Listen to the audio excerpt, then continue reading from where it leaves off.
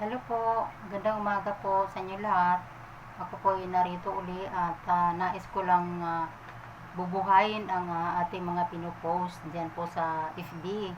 Muli po, binabati ko po ang mga kaibigan ko dyan, ang mga kapatiran po dyan sa Cubao, sa Las Piñas, at ang aming mga butihing pastor po dyan. Hindi ko na po bagitin ang pangalan kasi nakapost naman po dyan eh.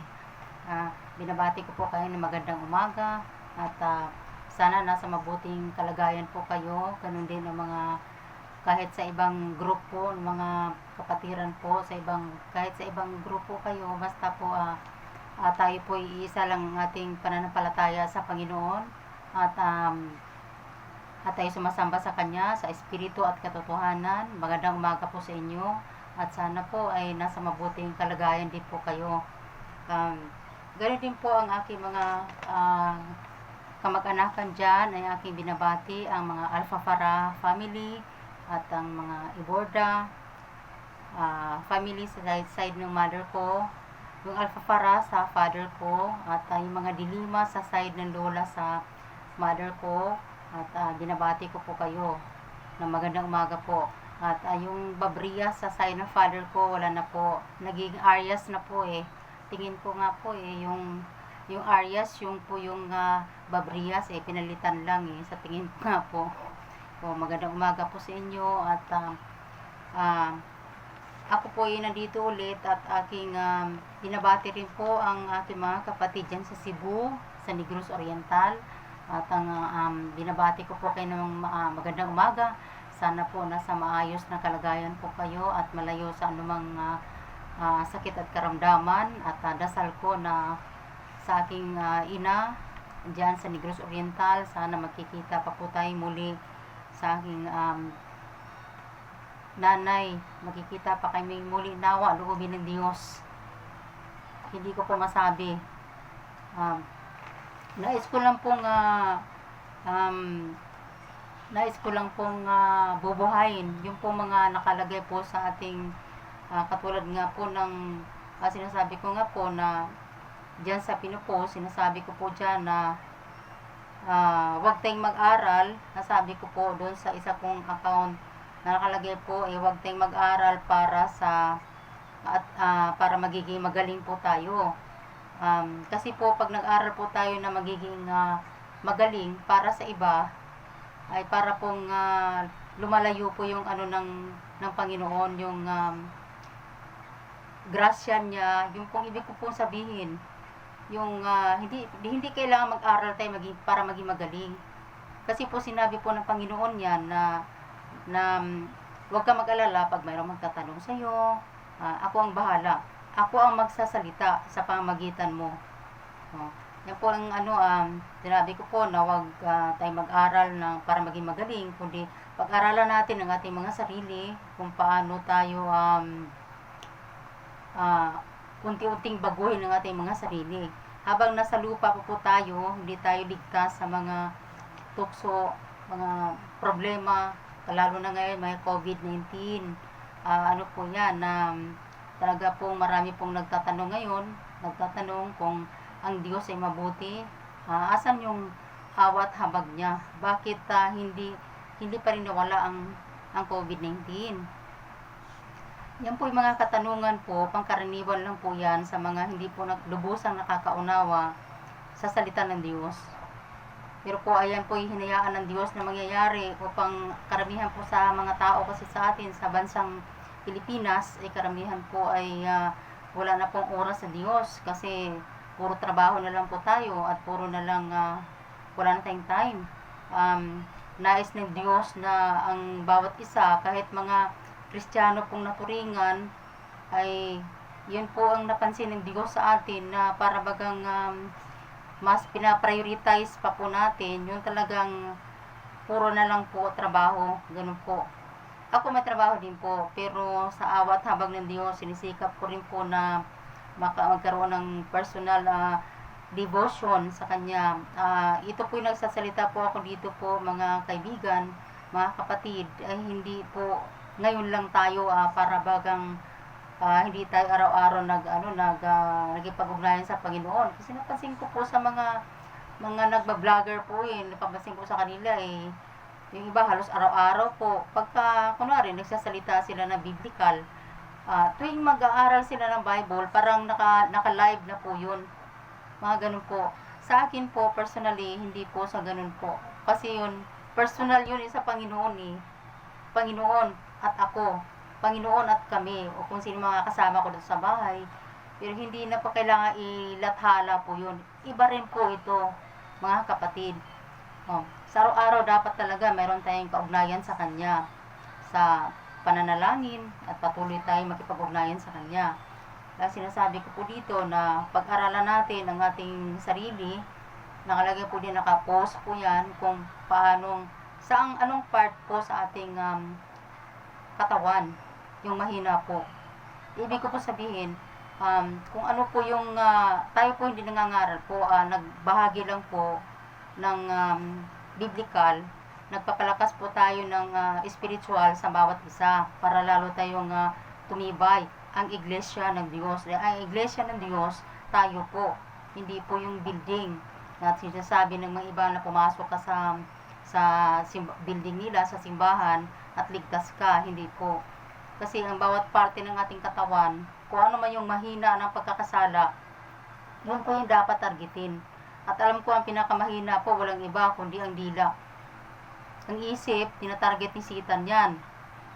At pagka yan ay bumigay tayo sa sinasabi ni Satan na ganito, ganyan, ganyan, lalabas sa bibig yan. At gumagamit ang Satan ng mga maaring kasamahan mo sa bahay, o mga kamag-anak mo, kapatid mo, kamag-anak mo, asawa mo, o mga sino man dyan, lalo na pag hindi pa nakakilala sa Panginoon. Dapat po talaga meron tayong self-control sa ating sarili. Meron po tayong pang-araw-araw na panglaban na verse o talata ng Bible na ating ilagay sa puso, para pag dumating yung hindi inaasahan, ay maging ready po tayo. At maging ready po tayo, ibig ko sabihin, hindi tayo bumibigay, mga kaibigan, mga kapatid. Hindi tayo bibigay kasi mayroon tayong pinanghawakan Ito nga po, ang isip natin, ang pinaka target ni Satan yun. Tapos lalabas sa ating bibig. At pag lalabas sa ating bibig, pag ating pagbigyan ng gawa ni Satan, ay lalabas na dudumihan po yung puso natin. Ganun po yun. Ang puso natin, pag-aari na ng Diyos yan, at nakaupo dyan si Kristo. At hindi kayang galawin ni Satanas. Kaya lang po, pagka ang ating isip, pag inaano ni Satan at bumibigay tayo, maapektuhan yung puso natin. Ganun lang po yun. Kaya nga po, kailangan sana sa atin, pag nag-aaral po tayo ng salita ng Diyos, ay hindi porke nabasa na natin yung kabuuan ng Bible, mag-aaral po tayo ay isentro po natin sa ating mga sarili. Sa ating mga sariling pagkakamali. Hindi po yung magbabasa tayo at pag-aralan natin para debatihin yung ibang tao, para maging magaling tayo sa pagkikipagdebate. Hindi po. Wala naman pong masama doon, maghahanda ka ng mga talata para sa mga ibang paniniwala na salungat doon sa biblical. Pero mayroon po pagpapakumbaba po yun. Kung mayroon lang pong magtatanong. Kunwari, mayroong nag-ano dito dati, namimilit kasi Jehovah. Tinanggap ko. Tinanggap ko po, hinayaan ko siya magsalita. Pero nakatingin po ako sa kanya, nakikinig lang ako sa kanya. Nagdadasal lang ang isip. Ang aking puso nagdadasal. Sinabi ko sa Panginoon, Panginoon, tulungan mo ako na kung paano ko kausapin ang taong ito, kaliwanagan sa kanyang paniniwala na hindi angkop sa iyong mga salita. Nung natapos na po siyang magsalita, mga kapatid, ako naman ang nagtanong sa kanya. At bago ako bumuklat ng verse sa Bible o talata sa awa ng Diyos, ay alam ko na kung saan ako bubuklatin. Nung marami po akong katanungan sa kanya, hindi po siya makasagot. At siya po'y umalis na para pong walang buntot. Hindi po ako natutuwa ng ganun ang nangyari sa kanya. Kundi ako'y nalungkot na parang sinasabi ko na sa aking sarili na ang taong ito, Panginoon, ang taong ito ay nagbahay-bahay sila. Pero pagka sila'y tinatanong, hindi nila alam. sila po, ang tawag po dyan, parang ano sila, parang may dalang, wala po silang dalang armas. May dala silang Bible, pero hindi nila alam yung pinakakabuuhan, buod ng aral. Nakikinig lang po sila sa mga sinasabi ng leader nila na ito ang gawin ninyo, mamigay kayo ng ganito. O, dati may bayad pa ngayon eh. O, ganun lang po. Kasi ako po sa awa naman ng Diyos po, nakakaharap na rin po ako ng ibang-ibang mga religion, pero sa awa at habag ng Diyos, nakayanan naman po natin silang, kasi mayroong nagtatanong kailangan po maging ready tayo, maging handa. Ang pagtatanggol sa pananampalataya, yung mayroon po tayong patunay na tayo nasa tamang panig po ng paniniwala. Una sa Diyos, kasama ang Espiritu Santo sa ating buhay. Yun po ang pinakamahalaga. Katulad yung araw ko, ako po'y, nung araw, ako po'y pintasira nung araw. Kaya, malaki ang pagbabago sa ating pagkatao dahil hindi na po tayo ganun.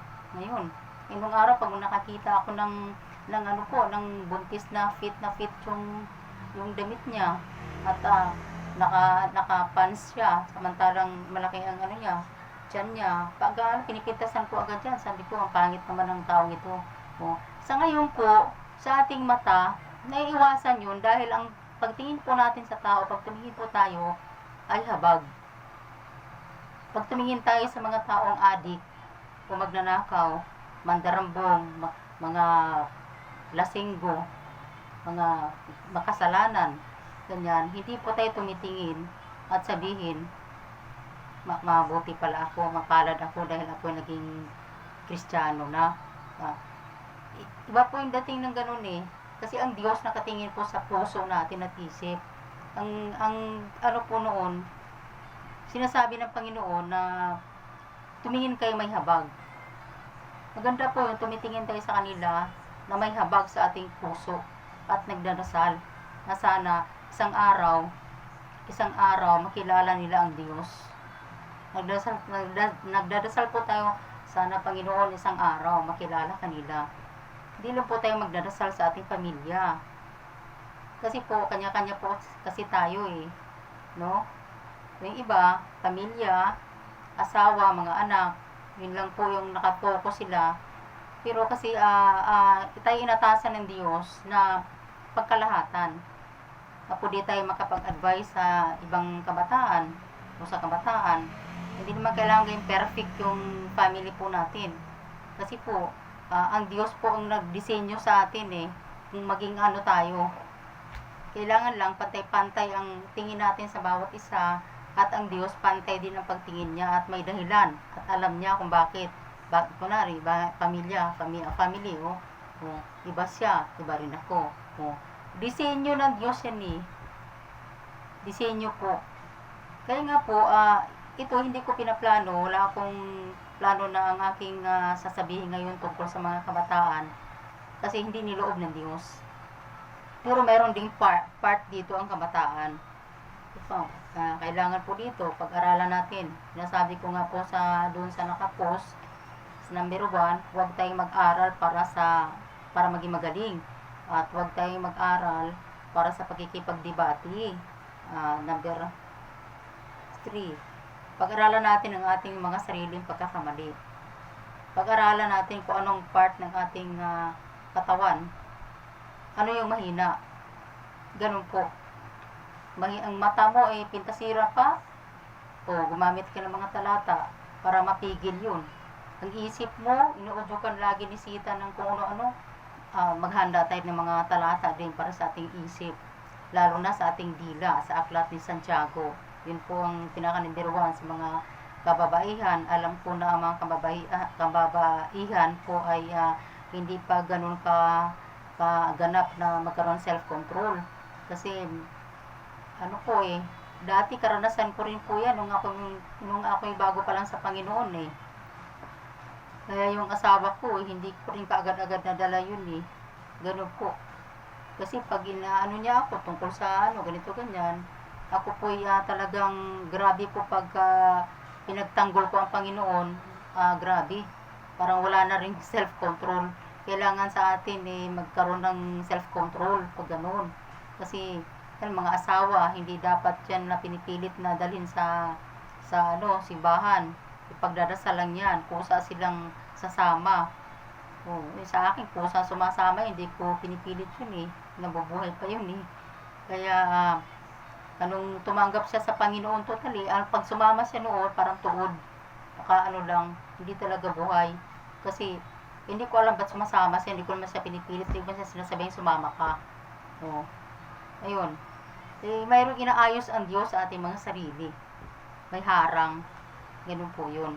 Nung tinanggap niya ang Panginoon, sa awa naman ng Diyos, kahit na medyo bago naman siya na ganun, mga 2 years siguro yung talagang talagang nakapag naman siya sa Panginoon, makikita mo talagang pumalakpak na siya, kung sinama ko siya. Kasi dito, gusto niya dito sa medyo malapit eh. Malapit dito sa Quezon City, dito lang po sa malapit, meron kami dito sinasambahan. Kasi madalas dito, maaga po siya nandito. Pagka Saturday, dito na po siya natutulog para dire-diretso. Nung araw ng buhay pa yun. Kaya ako natutuwa bago siya nawala sa mundo ay nasa maayos na sa kalagayan ngayon. At ang pala talaga sikreto ay dasal lang. Hindi siya pwedeng ganyanan mo. Tapos hindi rin pwedeng pilitin mo yan. Pusa lang yung sasama, pati yung mga anak. Kaya maganda sana kung sa mga kabataan, lalo na yung mga kabataan ngayon na kilala na sa Panginoon, ay maganda sana kung makapagtayo sila ng family, yun kung talagang pareho silang sa Panginoon, parehong nakakilala para hindi po magka-problem. Kasi nung kabataan ko, hindi rin po ganun.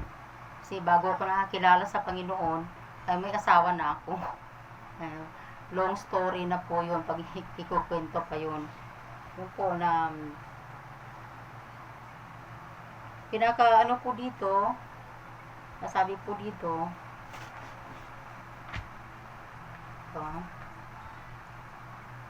kasi po ang kasalanan po talaga, ang pinaka-number 1 kasalanan po talaga, ang pandemic po talaga ay ang kasalanan, hindi po yung virus. Kaya hinayaan ng Diyos ang mga virus na yan dahil ang tao wala nang oras sa Diyos. Masyado nang ang isip nila sa mga bagay sa mundo, sa kagandahan sa mundo. Maski ng mga Kristiyano, marami na po kasi mga gadget ngayon mga kung ano lang pinaglilibangan ng tao, no? Hindi na sila masyadong kailan lang ako nagkaroon ng ng 1 year pa lang mahigit, wala pang 2 years. Ako po ay dati pong inaapi naramdaman ko kaya ako na magbangi. Dati pa kasi may mga dati akong borders dati noon pa, matagal naman na yun.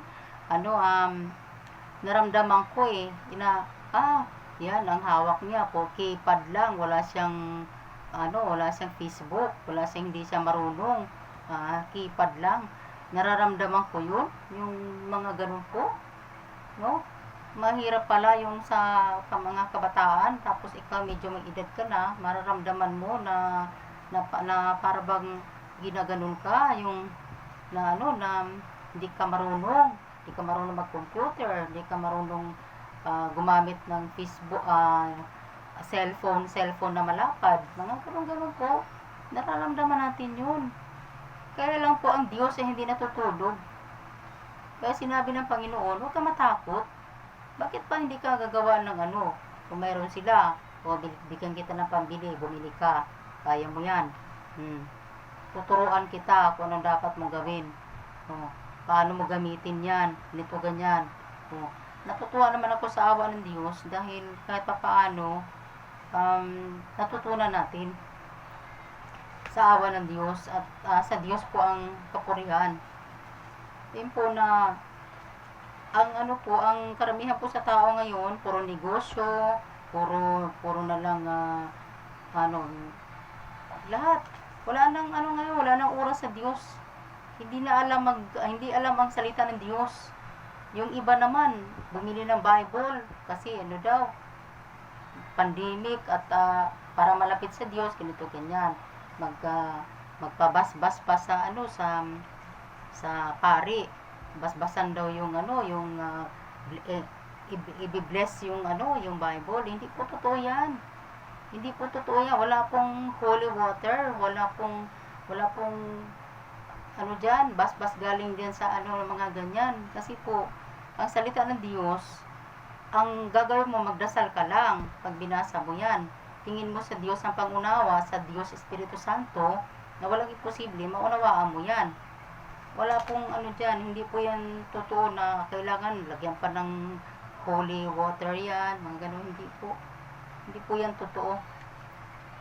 Kasi po, ang Bible ay napakahalaga ng Bible na matutunan ng mga Pilipino, kasi po ang buhay natin ay walang kasiguruhan. Katulad ngayon, mayroon pa ring virus hanggang ngayon, mas dumadami pa nga, kaya hindi natin alam kung wag naman sana kung wala nakakaalam sa buhay natin.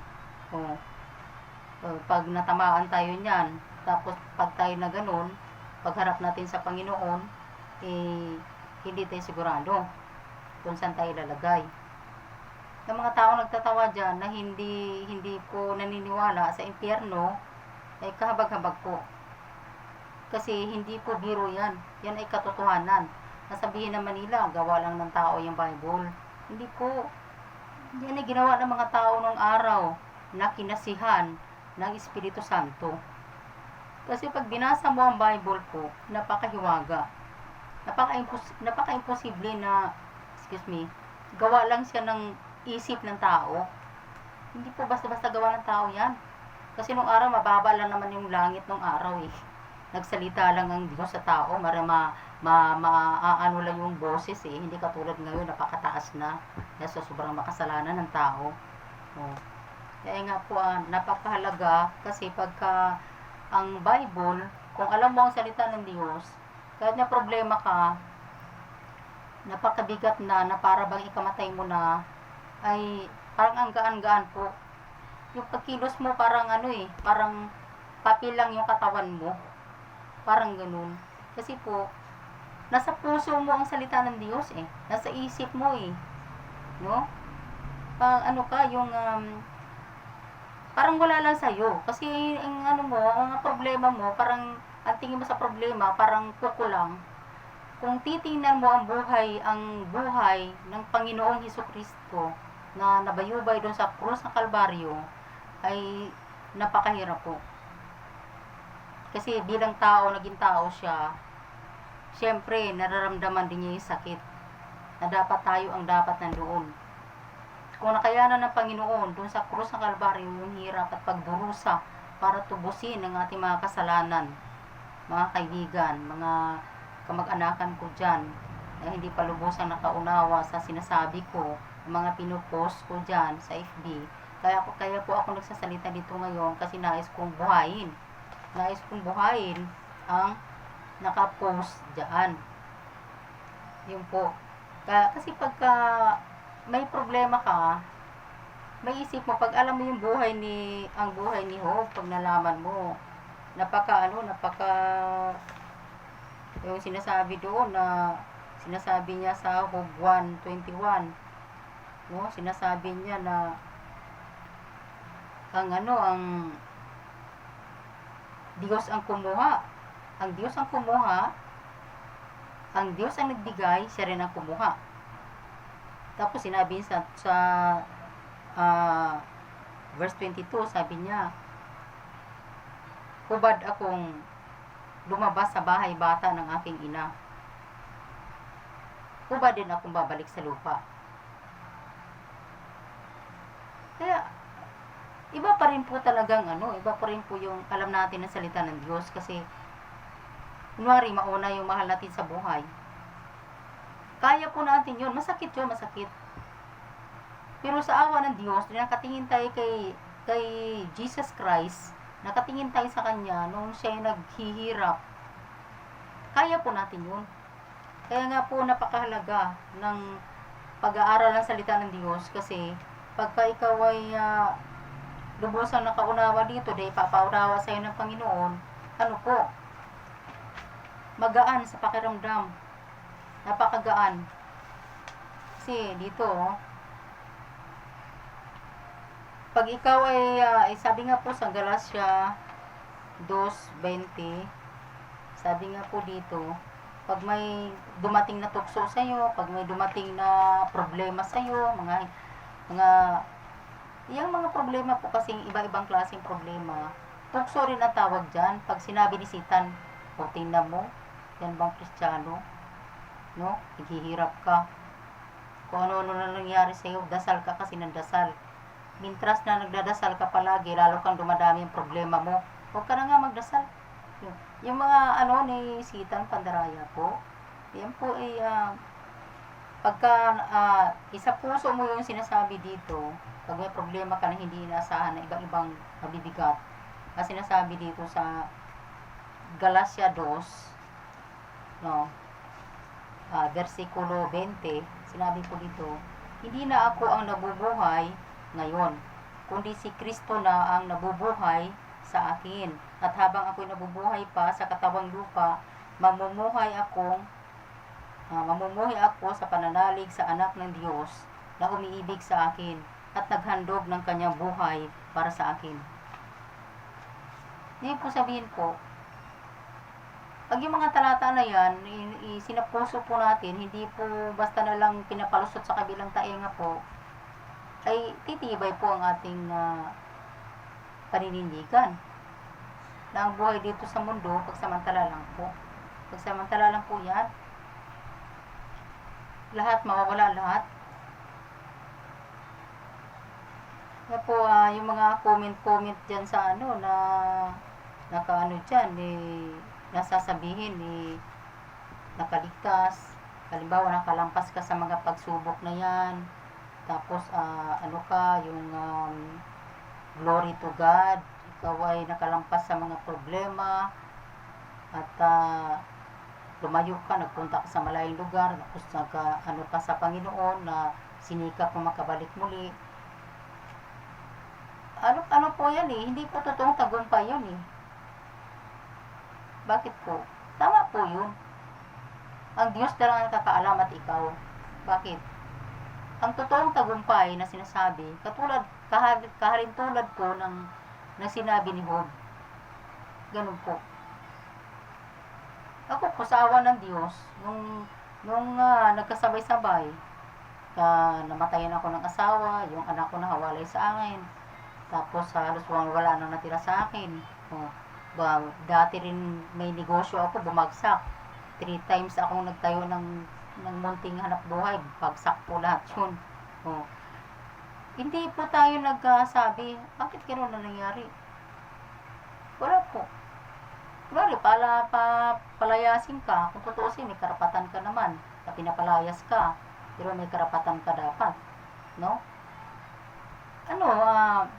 Depende po yan sa inyo mga kaibigan, mga kapatid. Ipaglaban nyo kung gusto nyo ipaglaban. Kung mayroon kayong kuha kayo ng mga lawyer ninyo, kung ano.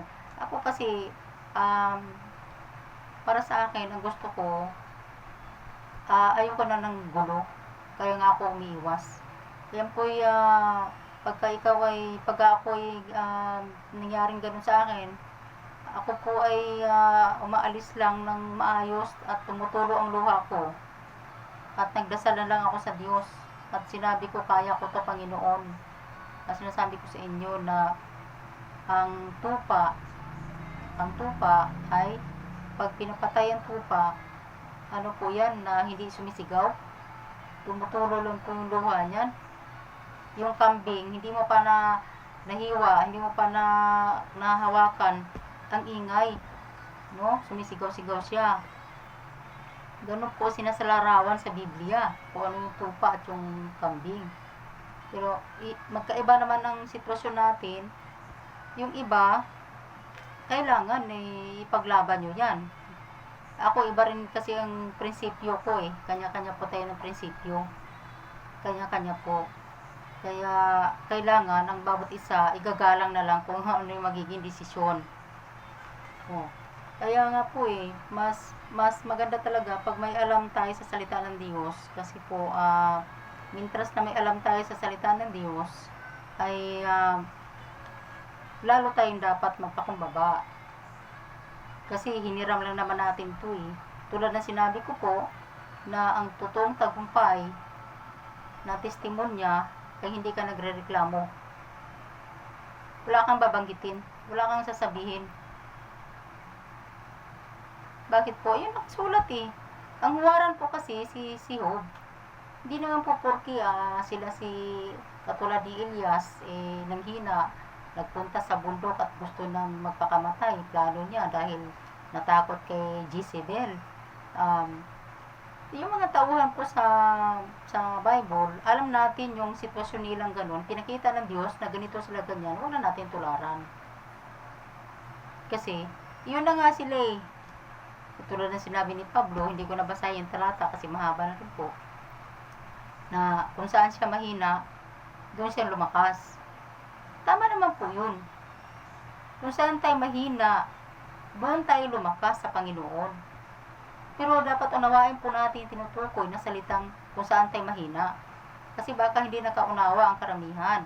Nang akala nila, yung tinutukoy nilang mahina, kung saan mahina, gawa ka na lang ng gawa ng mali, ng baluktot, alam mong mali yun. Pero patuloy mong ginagawa, kasi katwiran mo, doon yun ang kahinaan mo. Hindi po yun. Kasi ang iglesia ng Panginoon, na kukunin niya ay walang kulubot. Walang dungis. Hindi ko lang po sinasabi ito na wala tayong dungis. Ang Diyos po ang nagsabi na wala tayong dungis kasi nilinis na po tayo sa pamamagitan ng dugo ni Kristo Jesus. Pero hindi po pwede na ang ating kahinaan ay ating pangalagaan, ating ibig po sabihin, parang proud pa tayo na porke sinabi ni Paul na ganun, lahat ng kahinaan natin, kahinaan natin, araw-araw na lang, lagi mainit ang ulo natin. Kahinaan natin ay pagka may nangangaway sa atin, inaaway din natin, bumibigay tayo. Ay, kasi kahinaan natin yun. Inaaway tayo no? Ako maganito lang ako mabunganga, magsalita. Pero nung may inaaway ako dito may time ako dito nangyari, nung yung pamangkin naming ADHD,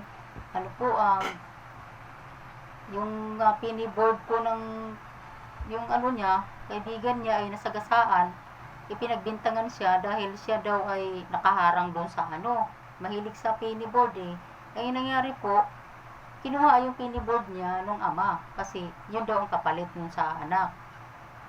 Siyempre, binili namin yun, siyempre, pinakuha ko sa kapatid ko. No?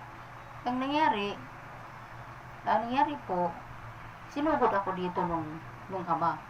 At pinagmumura ako dito kung anong sinasabi, ganito, ganyan. Sa awa naman ng Diyos, nakatingin ako sa kanya, pero nagdadasal ako, sabi ko, bago ka magbintang na ang pamangkin namin ay may kasalanan, alamin mo muna, may mga witness na yung anak mo may kasalanan.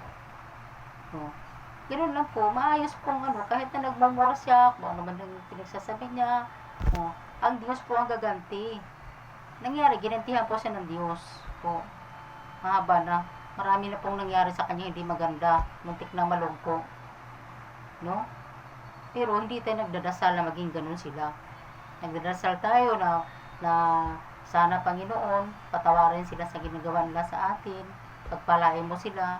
Yun ang ganun. Pero kahit na ganun ang dasal natin, talagang nandoon po yung talagang galaw ng Diyos na kailangan nararapat sa Kanya. Yan po, kasi kung ginagawa ka sa harap ng tao, kung wala kang makasalanan, huwag ka nang lumaban ka sa pamagitan ng katwiran. Pero yung physically, merong ganun, babae, lalaki, talagang kayo dyan, para na kayong kukuha naman siya ng gamit, dahil, sige, anuhin ka, hampasin ka na ganun, hindi po ganun, hindi ganun ang Kristiyano.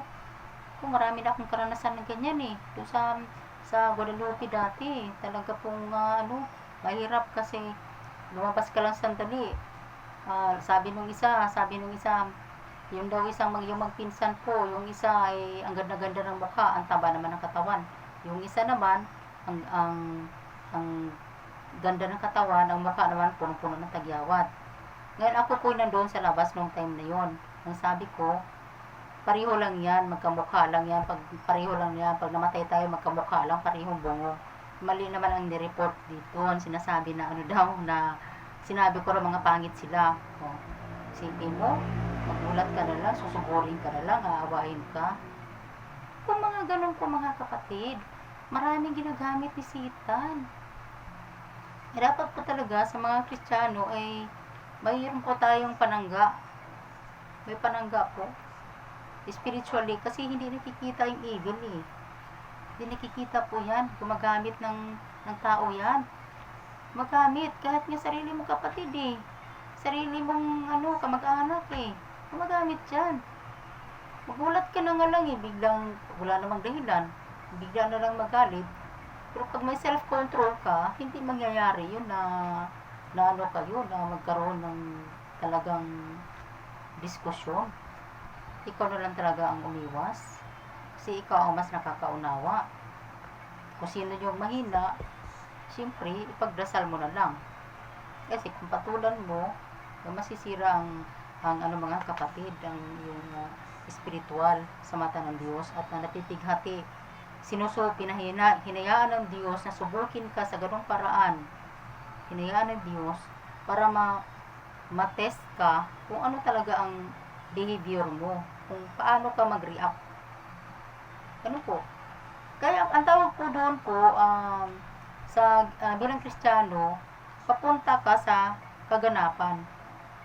Kumaga, sinisikap mo spiritually umakbang sa salita ng Diyos.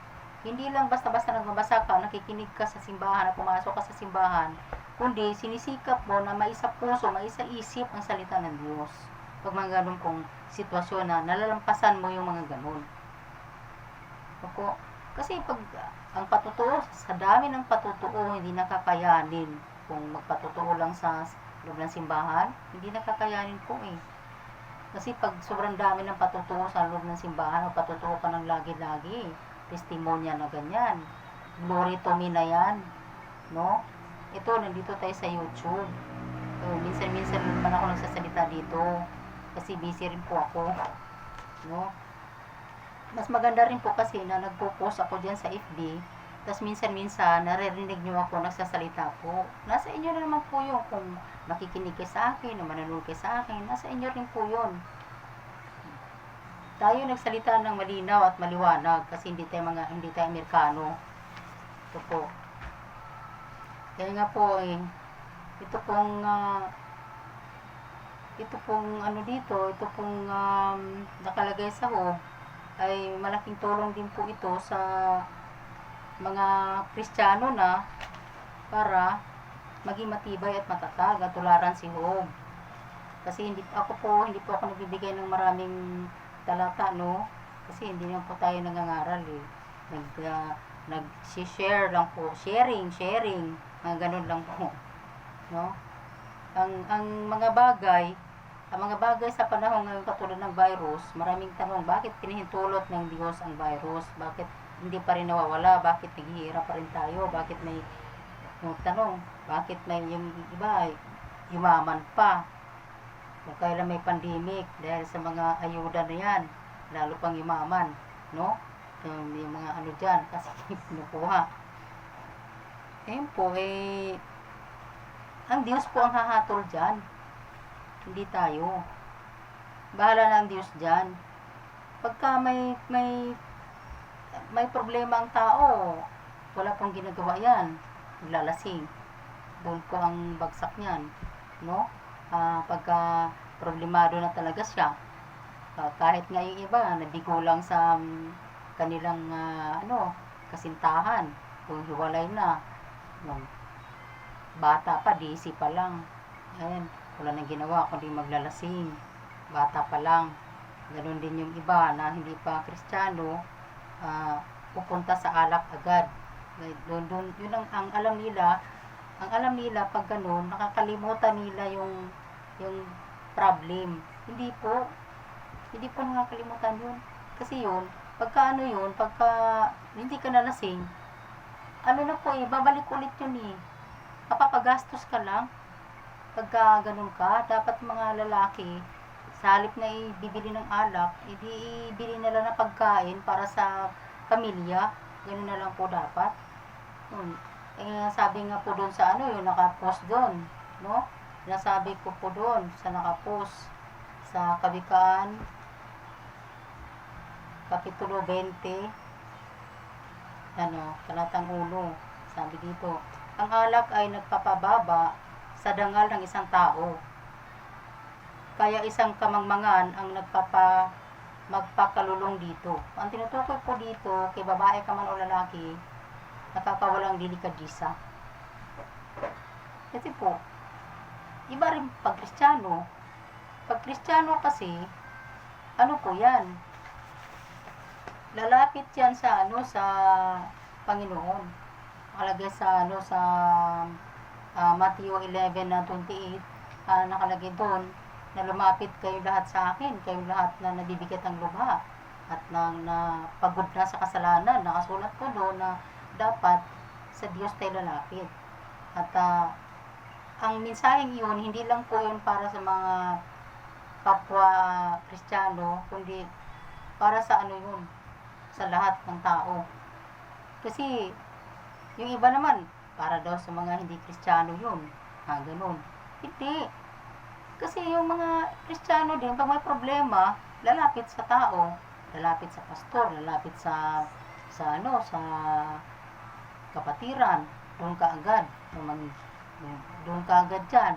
Kailan lang may nang sa akin, mga ilang buwan na lumipas, tumawag sa akin, manghiram ng pera. Wala naman ako maibigay dahil siyempre nagre-rentin ako dito.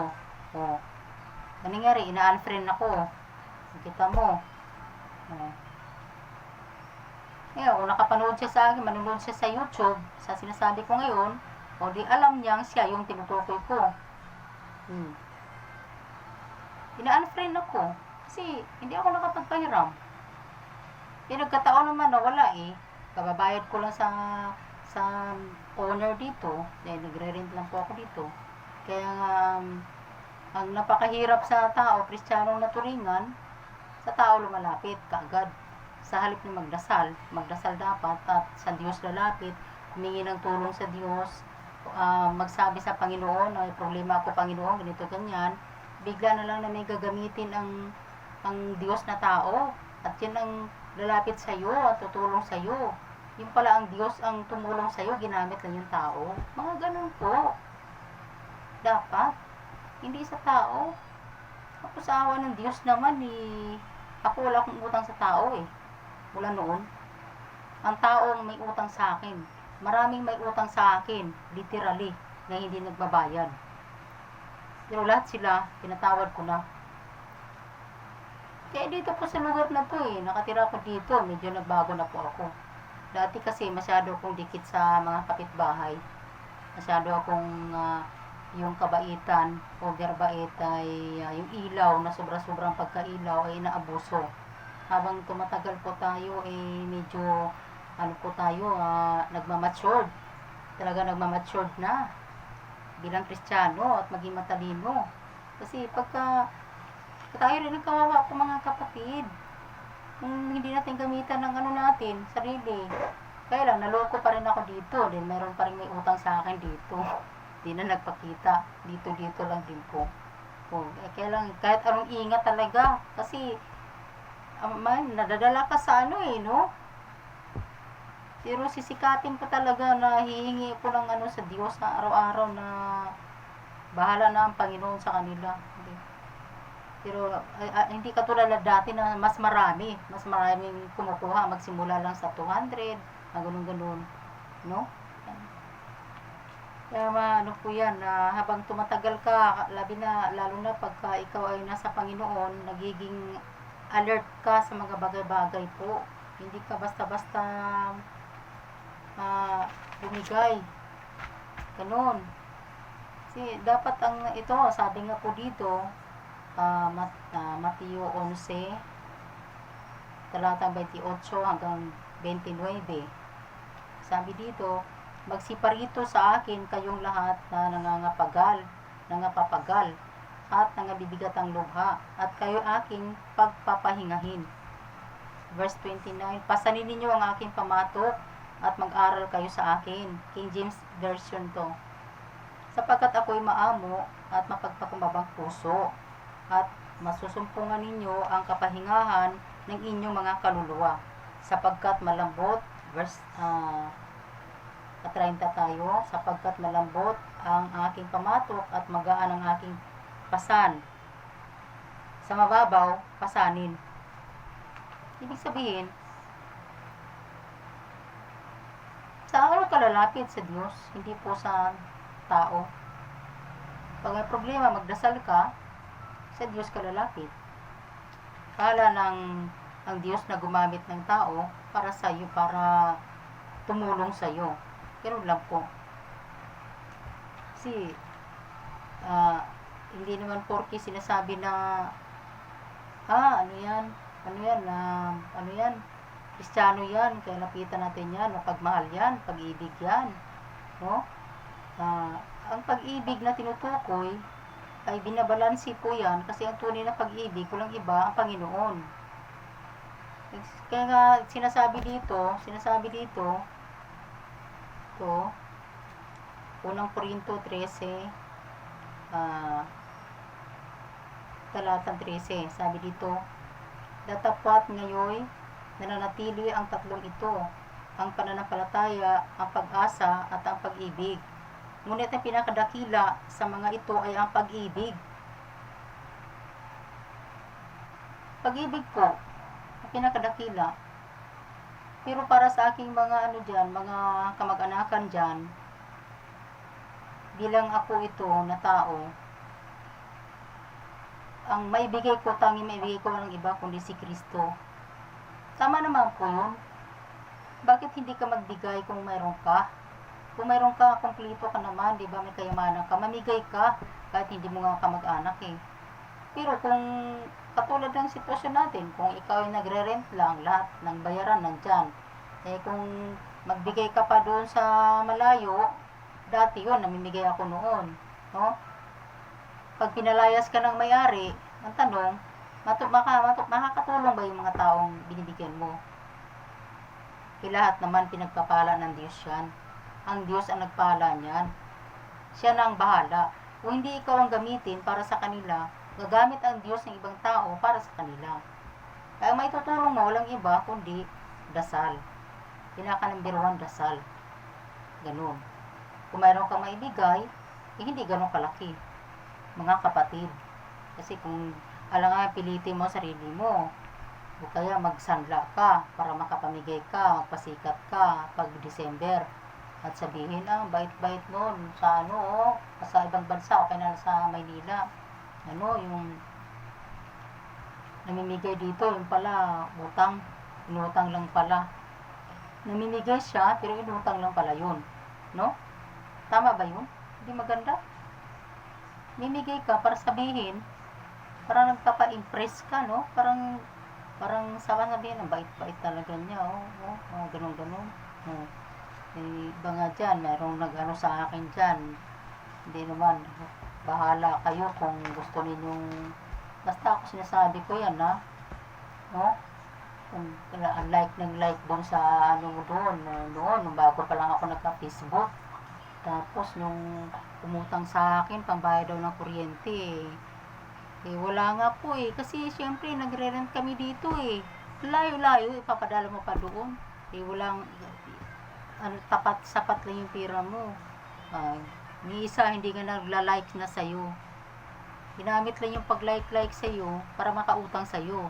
Kung hindi wala kang maibigay, binigay mo load lang na tagwa 100, ang nangyayari, hindi sa kontento, hindi na nag-like sa'yo. Okay lang naman yun. Ano ba naman yung like na yan? Saka yung like, hindi naman makapagligtas yan. No? Kung napunta tayo sa like, no? Ang like po, mas maganda po yung like kung binabasa muna. Huwag po yung like lang ng like, basta lang pindot ka ng pindot dyan. Basta dapat babasahin mo muna kung ano yung sinasabi doon. Kapag ilagay mo sa puso at isip mo yun, pagka nabasa mong galing sa salita ng Diyos, pulutin ang mabuti, takwil ang masama. Yun lang po yung ano doon. Kasi hindi nasusukat sa like, sa dami ng like. Ang isang video o ang post, maski yung mga nangangaral ng salita ng Diyos, hindi po yan nasusukat sa dami ng like para masabi mong, ito totoo. Ito ano to, siguro ito talaga ang totoong tinawag ng Diyos kasi ang dami-daming like, million na. Hindi po.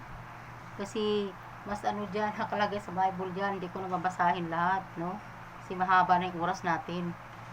Nakalagay po dyan na mas pinili ng Diyos ang mga kakaunti. Yung mga marami, hinayaan naman ng Diyos yan na sumibol yan. Hinayaan na yan yung para makarinig ng salita ng Diyos ang karamihan.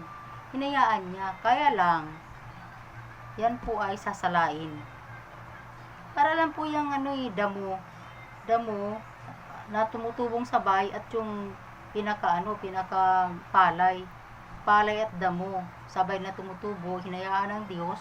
Hindi niya hinayaang mabuwag yan kasi pagdating ng araw ang Diyos ang mag-ano doon.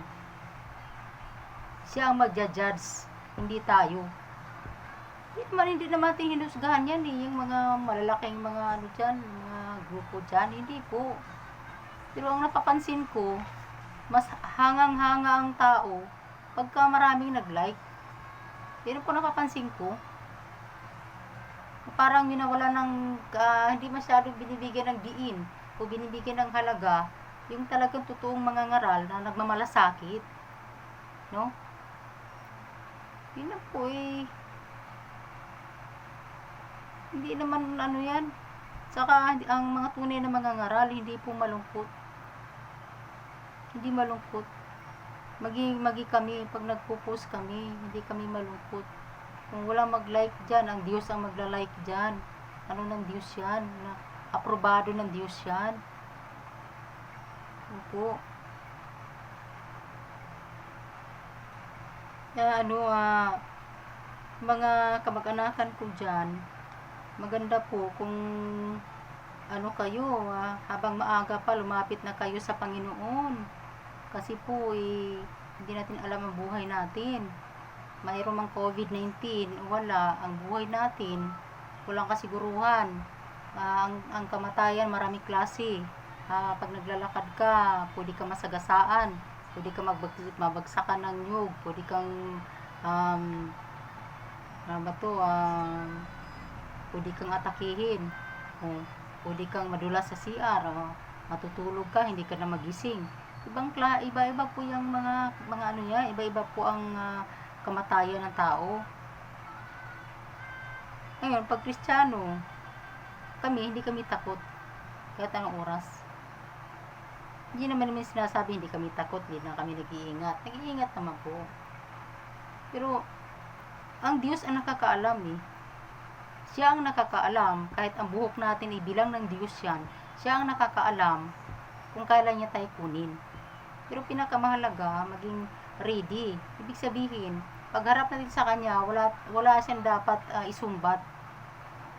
Kasi tumugon tayo no? Maalala ko yun si Gideon pinupost ko dyan, no? 10,000 yung tinipon-tipon na mga sundalo. Pero nakita ng Panginoon ang puso ng bawat isa. 300 lang ang nakita ng Panginoon na sincero talaga na lumaban sa labanan. Spiritually speaking, sa panahon natin ngayon, hindi ko naman sinabing yun lang talagang nakalagay doon. Parang ko lang yun, no? Tayo nakakaalam. Ang tanong ko kasi, kung abusuhin natin ang kabutihan ng Diyos, dahil nga ligtas na, katwiran ligtas, abusuhin natin yung kabutihan niya, kabaitan niya, at nagpapatuloy tayo sa ating mga pagkakamali, dahil yun ang kahinaan natin, hindi natin ito sinalungat, hindi natin sinasangga sa pamagitan ng salita ng Diyos. Paano pag dumating ang Panginoon? Biglaan. Pag-ibig kasi ang Diyos, pero mabagsik pag nagparusa. Pag biglaan ng tao, hindi ako nanghusga po. Ito lang po ay parang ano lang, kumbaga kung mayroon lang akong kausap, tulog pa kasi yung ano ko eh, kasama.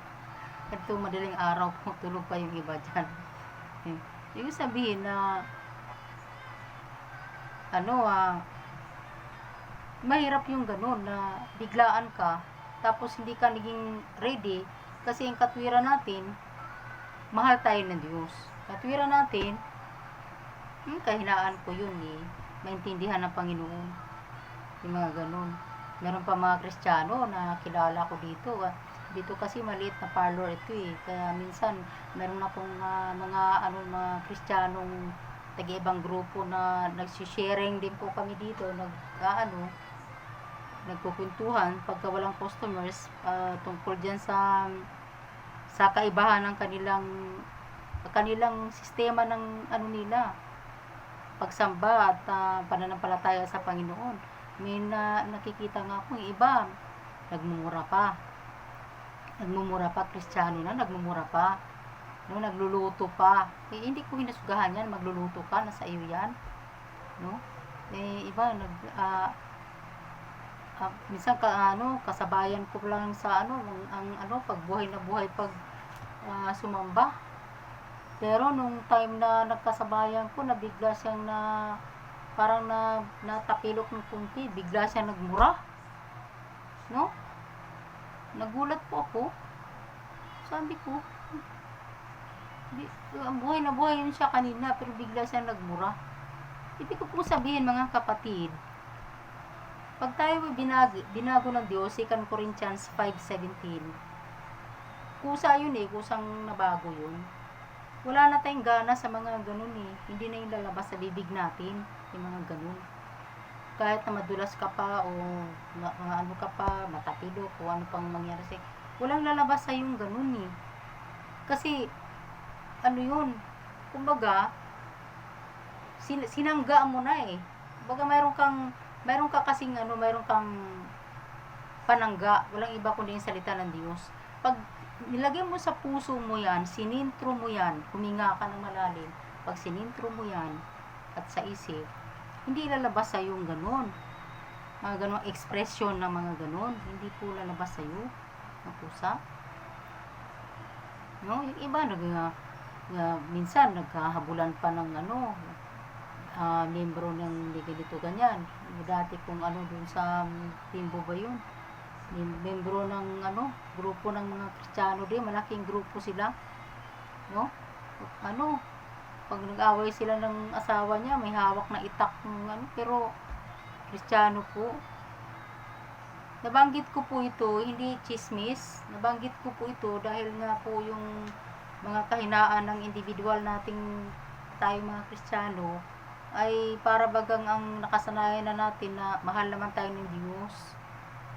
Mahal tayo ng Diyos, kaya ligtas na tayo. Lahat ng kahinaan natin ay hindi na yun pinapansin ng Panginoon. Hindi po. Kasi ang Espiritu Santo ay nasasaktan. Ganun po. Hindi ko sinabing perfect po ako. Hindi po. Ito yung lang natin, napag-usapan. Kasi sa araw-araw na buhay, sinasabuhay natin ang salita ng Diyos, sinasa puso. Hindi naman tayo kasi ganun. Hindi na tayo ganun po. Kaya nga, itong mga iba dyan na hindi pa nakakilala sa Panginoon, sana kilalanan na nila ang Diyos. Na nakalagay sa John 3:16, mahal sila ng Diyos. Hindi ko nang babasahin po ang Diyos ay John 3:16, mahal ng Diyos ang tao. Kaya isinugo ang kanyang bugtong na anak na si Jesus Christ dito sa lupa. Ang sinumang sumampalataya ay maliligtas. Ibig sabihin, sumampalataya ka sa ginawa ng Panginoon dun sa krus ng Kalbaryo. Ganun din po yung marami po yan. Marami pong yan. Ang tao hindi lang nabubuhay sa tinapay, kundi sa salita ng Diyos. Nabasahin ang salita ng Diyos. Napakahalaga ng salita ng Diyos. Si Kristo ang daan, John 14:6. Hindi ang daan ng mga kung ano-ano pa mang daan dyan. Hindi po. Kasi ang Diyos Espiritu. 1:4:24. Hindi po siya nakikita. Sabihin natin na ibang ako dyan, kamag-anakan ko ginawa nilang yung ginawa ko nilang parang symbolizing po. Alam mo, pag nagdasal ka dyan, hindi po symbolizing ang tawag dyan. Sinamba mo yan, no? Sinamba yan pag ganyan. Ito pong ang salita ng Diyos ay napakahalaga. Ito'y salamin po ng buhay natin. Bakit mahalaga ang Biblia? Bakit mahalaga itong salita ng Diyos sa mga Kristiyano, maging sa hindi Kristiyano? Kasi po, makikita mo ang sarili mo dito, kung ano ka, kung paano nag-asasalamin ka, tingnan mo yung mukha mo, kung walang dumi, buhok mo, kung maayos ba, ganyan. Dapat tagus po, habang nagsasalamin ka, tagus po yung pagtingin mo sa iyong sarili. Kasi ang Diyos, tagus siyang tumingin sa iyo Hindi siya tumitingin sa palabas na anyo, kundi tagus. Ang mata niya nakasentro sa utak mo, sa puso mo, nakatingin. Kaya, siyempre tayo, dapat titingnan din natin. Kasi nakalagay dito sa Santiago po, 1:23 hanggang 25, mababaw po ito MBB. Sabi po dito, 23, sapagkat ang nakikinig ng salita ngunit hindi sumusunod dito ay katulad ng isang taong tumingin sa salamin. 24, at pagkatapos tingnan mabuti ang sarili ay umalis at kinakalimutan ang kanyang itsura. Sa 25, ang taong nagsasaliksik at nagpapatuloy sa pagsunod sa kautosang ganap na nagpapalaya sa tao ang pagpapalain ng Diyos sa lahat ng kanyang gawain. Siya ang taong gumagawa at hindi nakikinig lamang at pagkatapos ay nakakalimot. Kasi kung minsan galing sa simbahan, pintuan pa lang ng simbahan, nagmura na. Nalimutan na niya yung sinasabi nung Kaya dapat re-review yun lagi. Kasi yan po yung ng Diyos Gusto niya No? Yan po ang pinakamahalaga. Parang salamin. Salamin po yan. Kung araw-araw, isasalamin natin ang ating mga sarili, ang isip natin. Ano bang laman ng isip natin? Ano bang laman ng puso natin? Kahit busy ka sa trabaho, laman ng puso mo, isip mo, salita ng Diyos. No? Yung pagka tumitingin ka sa bawat tao, pag mamaya naglalakad sa kalsada, pag titingin ka, naaawa ka, nahahabag ka sa tao.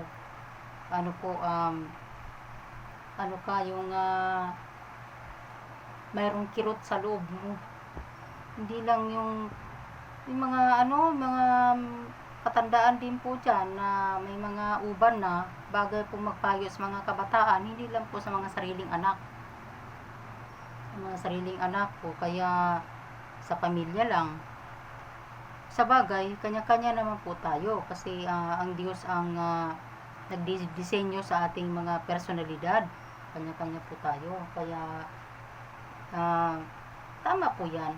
Ang evangelism ng family ay napaka-effective, mga kapatid. Pagka buong pamilya yan, tapos mag-evangelize yan, napaka-effektibo niyan. No? Malakas ang niyan. Kasi ang Diyos, ng Diyos yan, yung family. Blessings yan Lalo ng Diyos yan, yung family. Pero ako kasi, nakalinya ako sa hindi ganun. Kasi po bago ako nag-asawa bago ako nakakilala sa Panginoon may asawa na ako hindi kapareho kaming hindi nung araw. Kaya nga po, ang plano ko sanang banggitin dito tungkol sa kabataan, kaya lang hindi niloob ng Diyos dahil para yung mga kabataan po ay kahit hindi mo sila anak, at tulad ko, isa lang ang anak ko, wala sa poder ko. Sinabi ng Panginoon, huwag kang mag-isip Tingnan mo yung buhay ni Abraham. Diba si Abraham, isa lang yung anak. Ang sabi ng Panginoon, ang anak mo kasing dami ng bituin sa langit.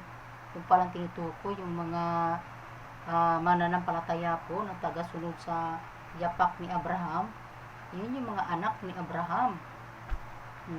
Sa kalagayan ko po, ay ang mga nakikinig ng payo sa akin, mga advices ko, mga kabataan dyan, mga ka-friend ko dyan, mga babae at lalaki, para ko na rin kayong mga anak. Ganun din po yun. Bago ako mawala sa mundo.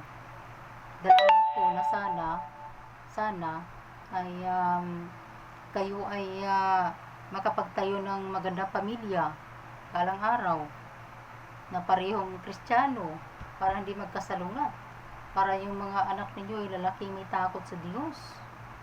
Diba napakaganda po ng ganun, no?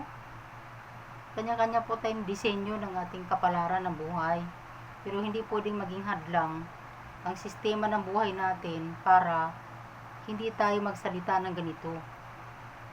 Kasi po, yan po yung ano ng Diyos kalooban niya Ang kalooban po ng Diyos, sinasabi po ng aming head pastor po, ay ang salita ng Diyos. Ang kalooban ng Diyos sa bawat isang Kristiyano, sa individual, ay ang salita ng Diyos.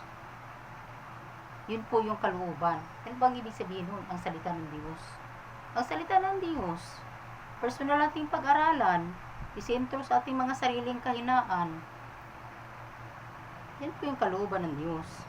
At hihingi natin sa Diyos yung pangunawa. Kasi po, tulad ng sinabi ko dito sa Aklat ng Santiago 1 na ang salita ng Diyos ay parang salamin. Makikita mo yung sarili mo. Pag pumunta ka sa mamili kang palengke, habang naglalakad ka, sino mang kasalubong mo, lagi kami dalang trucks mabasahin. Nagbibigay ka. Mamili ka lang sa SM, o mamili ka saan ka pupunta, may daladala kang babasahin. Namimigay ka, sino makasalubong mo, namimigay ka. Pinagdadasal mo yung pinamimigay mo, na hipuin ng Diyos ang taong ito na binibigyan ko, na nawa ang bawat titik ng salita ng Diyos na babasahin niya, tumimo sa kanyang puso at isipan, at yun ang mag-aano sa kanya. Ako sa bata lang sinasabi ng bata, ang kapitbahay ko dati, ate, mahal ka ng Diyos. Sinasabi sa akin, hindi na ako nakatulog yun na yun tuloy-tuloy. Nagtuloy-tuloy na hanggang sa kinausap ko yung nanay. Ayun na, pinahiram ako ng Bible. Doon lang po nagsisimula yun. Kaya sabi nga po dito po, sabi dito sa Jeremias 33 talatang 3, sabi po, kung mananalangin ka sa akin, tutugunin kita, at ipapahayag ko sa iyo ang mga bagay na dakila at mahiwaga na hindi mo pa nalalaman. Ang ano pa ba yung mahiwaga? Ang mahiwaga po ang salita ng Diyos. Ang salita ng Diyos, pagka gamitan natin ito ng pagmamataas, kahit anong basa natin, hindi po natin maunawaan. Nilusot lang sa kabilang tainga yan. Ang requirements po dyan, walang iba kundi magiging humble, magpakumbaba po. Hingin sa Diyos ang pangunawa. Panginoon, ang iyong mga salita, kahit mababaw pang Tagalog yan o malalim, mahiwaga ang salita ng Diyos. Mahingin sa Diyos na maunawaan, ipaunawa mo sa akin, Panginoon, ang iyong mga salita. Narito ako, nagpakumbaba ako, at gusto kong maalaman ang iyong mga salita, ipaunawa mo sa akin. Kaya may kanta nga dati noon na, o Diyos ay makilala, sana ay makilala ka ng lubusan. Mga ganun, yan ang aking hangarin. No? Yan lang po sana bago ako mawala sa mundo, yung iba kong mga kamag-anak ko dyan ay magbibigay ng pagpapahalaga sa Biblia. Lalo na ngayon, pandemic, so wala nakakaalam. Paano po pag natamaan kayo dyan? Tamaan kayo dyan ng ano, wag naman sana, no? Hmm? Oh, lahat tayo, hindi natin alam ang buhay natin. Mas maganda yung maging ready tayo, malapit tayo sa Panginoon. Yun po mga rebulto na yan po yung nakaharang para hindi ka makalapit sa Diyos, hindi ka makapagbasa ng Bible. Nakaharang po yan eh. Sa halip na basahin mo ang salita ng Diyos, hindi ka makapagbasa dahil mayroong nang harap eh. May nakalagay ng rebulto. Lagyan mo na lang ng sampagita. Gagamit ka ng lubina, mag-rosary ka ng ulit-ulit. Wala po sa Bible yan.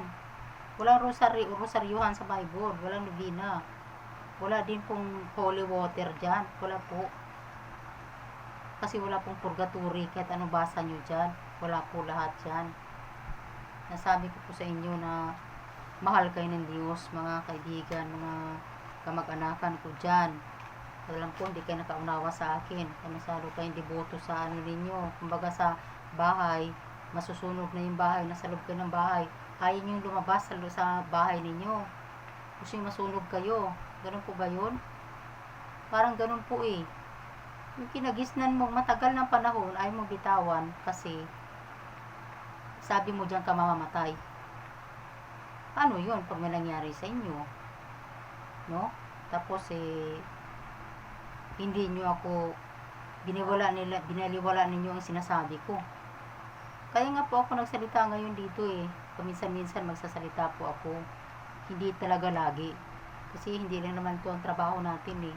Pag mayroong tayong personal na devotion sa Panginoon, ang Panginoon at tayo ang nakakaalam. Hindi kailangan mag-video pa para pag may devotion. Hindi po ganun. Personal po yun eh. Kaya bihira lang po ako nagsasalita dito. Yun lang po. Mahal ka ng Diyos, mga kamag-anak ko dyan. Kaya ako natutuwa. Yung nanay ko, kahit matanda na yun, nagbabasa daw ng Bible. No? Sana nga, magtuloy-tuloy yan. Alam ko naman na siya sa sambahayan, ay pag mayroong magdadasal, maliligtas naman yung iba. Kaya nakasulat talaga yan. Sa pamamagitan ng pagdadasal, walang imposible. Yun lang po. At tayo po ay magdarasal po mga kaibigan po. Amang Diyos, maraming salamat. Marami pong salamat sa pagkakataon ito na binigyan mo ako ng pagkakataon para makapagsalita dito sa YouTube kahit paminsan-minsan lang, Panginoon. At nawa o Diyos, ipuhin mo ang puso at isip ng bawat isang nakapanood, ng aking mga kaibigan na hindi pa nakakilala sa iyo, Panginoon, biblically, mga kamag-anakan ko dyan, patuloy kang humipo sa kanilang mga puso.